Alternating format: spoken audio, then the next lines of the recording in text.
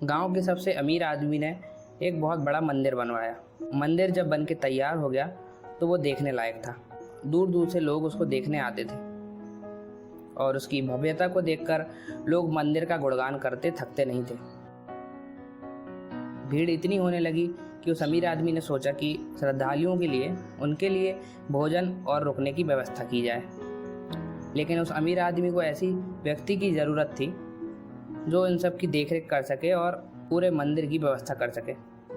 अगले ही दिन अमीर आदमी ने मंदिर के बाहर एक नोटिस लगा दिया। नोटिस को देखकर कई लोग उस धनी व्यक्ति के पास पहुंच गए और लोगों को पता था कि वो अमीर आदमी है तो वो वेतन भी बहुत अच्छा देगा। लेकिन वो अमीर आदमी सभी से मिलने के बाद उन्हें भगा देता, लौटा देता। सभी से यही कहता कि मुझे इस काम के लिए एक योग्य व्यक्ति चाहिए जो मंदिर की सही से देख रेख कर सके।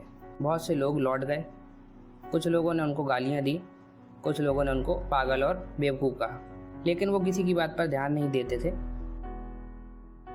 वो अमीर आदमी सुबह अपने घर की छत पर बैठ जाता और मंदिर में आने वाले लोगों को देखता। एक दिन बहुत ही गरीब आदमी मंदिर में आया। धनी व्यक्ति अपनी घर की छत पर बैठा उसे देख रहा था। उसने फटे हुए से कपड़े पहने थे और पढ़ा लिखा भी नहीं लग रहा था।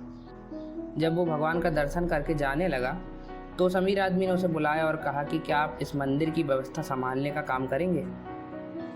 वो गरीब आदमी थोड़ी देर के लिए चौंक गया और उसने हाथ जोड़ते हुए कहा कि सेठ जी, मैं तो बहुत गरीब आदमी हूँ, मैं पढ़ा लिखा भी नहीं हूँ, इतने बड़े मंदिर को मैं कैसे संभालूंगा।